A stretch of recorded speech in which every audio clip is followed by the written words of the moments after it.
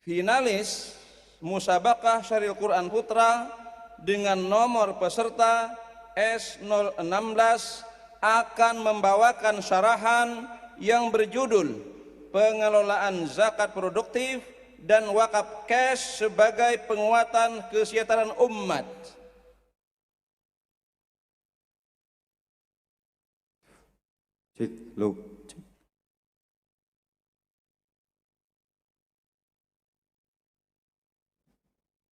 Finalis Musabaqah Syarhil Quran Putra dengan nomor peserta S016 membawakan syarahan yang berjudul Pengelolaan Zakat Produktif dan Wakaf Cash sebagai Penguatan Kesejahteraan Umat. Silakan.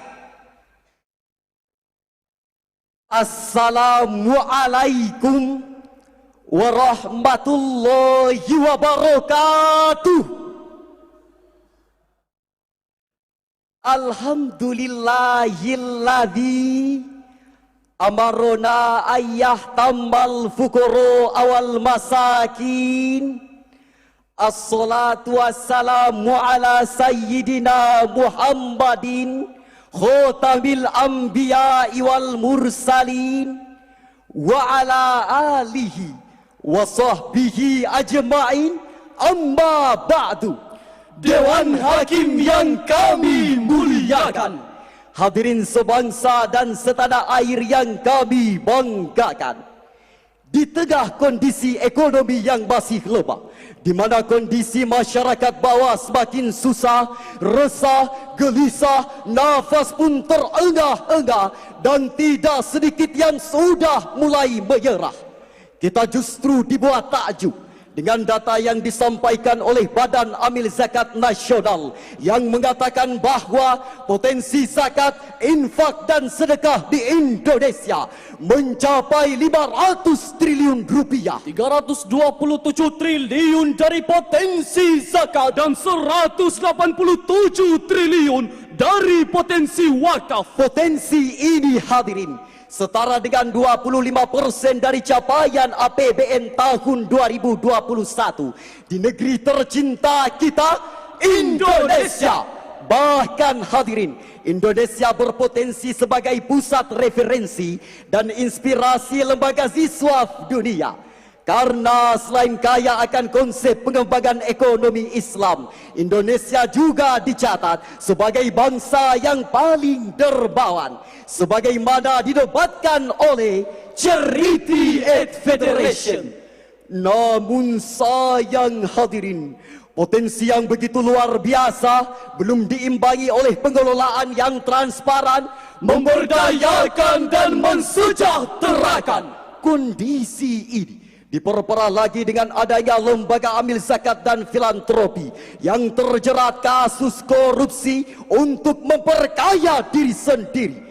Bayangkan hadirin, PPATK mencatat lebih dari 176 lembaga zakat dan pemberdayaan umat justru melakukan penyelewengan dana sumbangan. Jika hal ini terus kita biarkan, maka kepercayaan masyarakat terhadap lembaga zakat semakin terdegradasi. Pengumpulan dana zakat dan donasi menjadi sepi. Kegiatan pemberdayaan umat terhenti. Kemiskinan semakin menjadi-jadi. Bahkan ancaman kekufuran semakin mendekati bangsa ini. Betul? Kadal fakru ayyakuna kufra, na'udzubillahi min dzalik. Oleh karena itu hadirin, pengelolaan zakat produktif dan wakaf cash sebagai penguatan kesejahteraan umat menjadi tema Syarihil Quran yang akan kami bawakan pada kesempatan kali ini dengan landasan Al-Quran surah At-Taubah ayat 103. A'udzubillahi minasyaitonirrajim.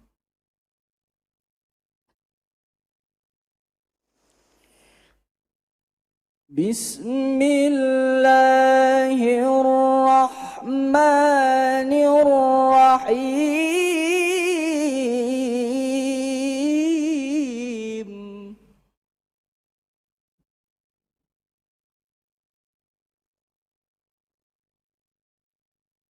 خذ من أموالهم صدقة تطهرهم وتزكيهم بها وصل عليهم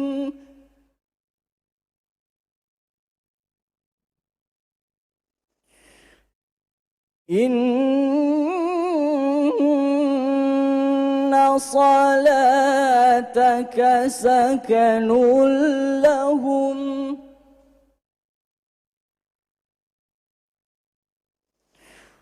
والله سميع عليم.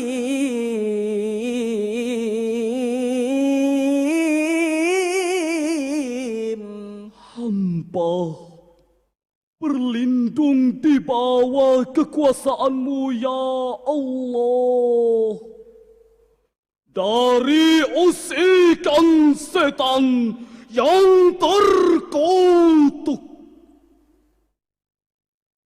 Dengan menyebut nama-Mu ya Allah yang Maha Pengasih lagi Maha Penyayang, ambillah zakat dari sebagian harta mereka. Dengan zakat itu, kamu dapat membersihkan dan mensucikan jiwa mereka. Dan berdoalah untuk mereka. Sesungguhnya doamu itu dapat menjadi ketentraman jiwa bagi mereka. Dan Allah Maha mendengar lagi Maha mengetahui. Dewan Hakim yang mulia, hadirin yang berbahagia.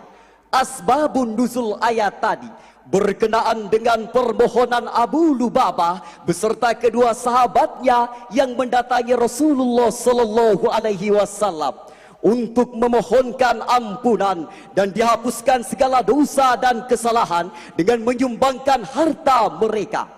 Namun ketika itu Rasulullah menolaknya dan mengatakan, "Ma umirtu an akhadha min amwalikum syai'a." Aku tidak diperintahkan untuk mengambil harta kalian. Kemudian Allah menurunkan ayat ini.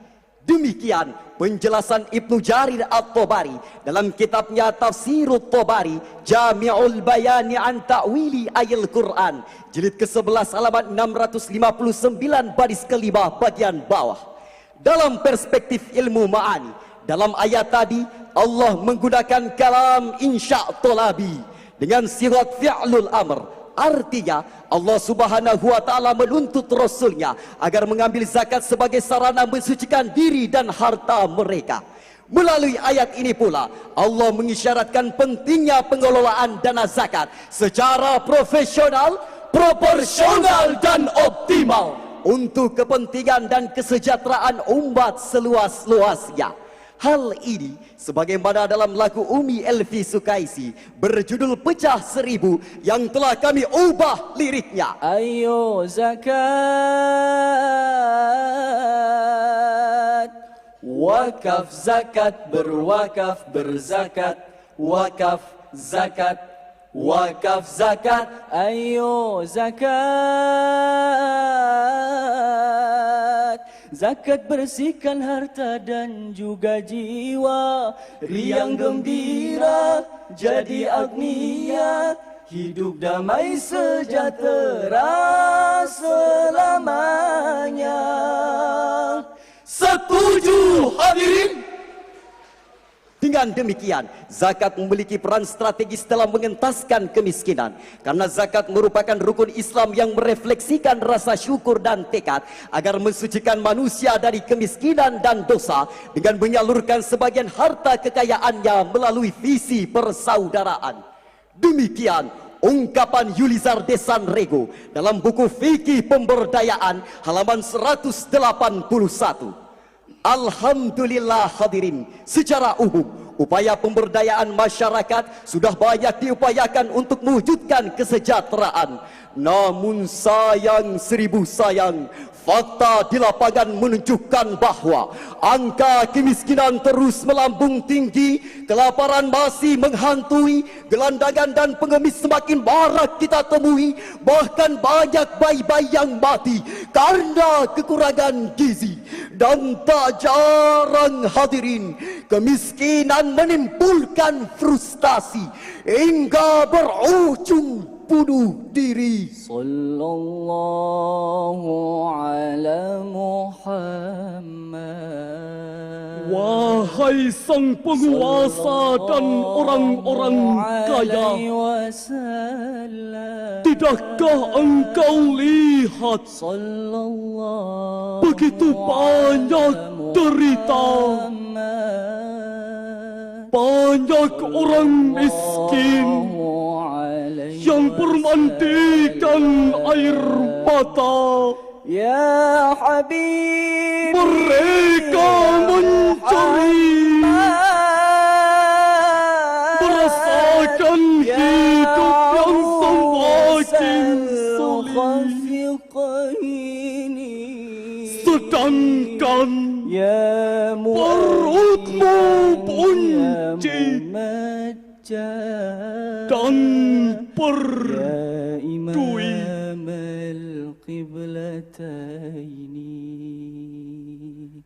Kemudian timbul pertanyaan, bagaimana zakat diyakini sebagai solusi pengentasan dari kemiskinan? Sebagai jawabannya, mari kita renungkan firman Allah dalam Al-Quran surah At-Taubah ayat 60. Innamas sadaqatu lil fuqara'i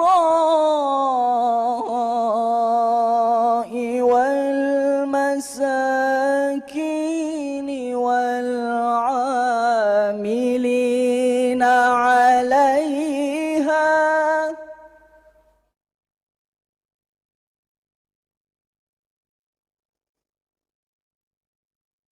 والعاملين عليها والمؤلفة قلوبهم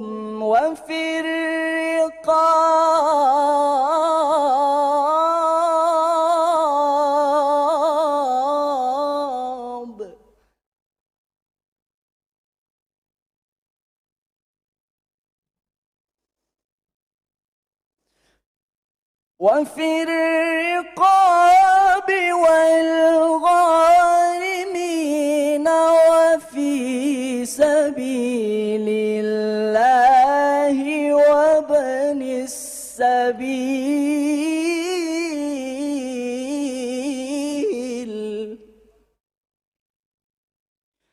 فريضة من الله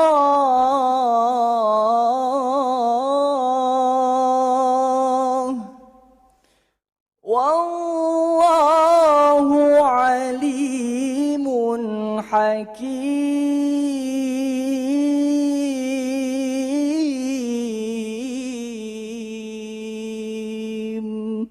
صدق الله العظيم.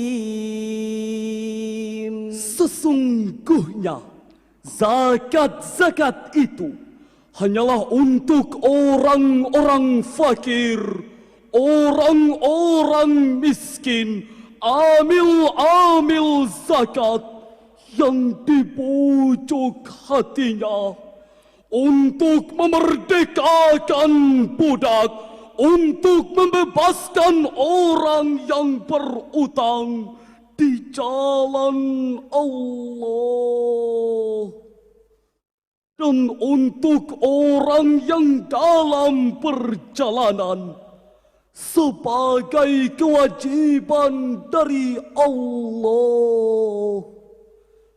Dan Allah Maha mengetahui lagi Maha bijaksana.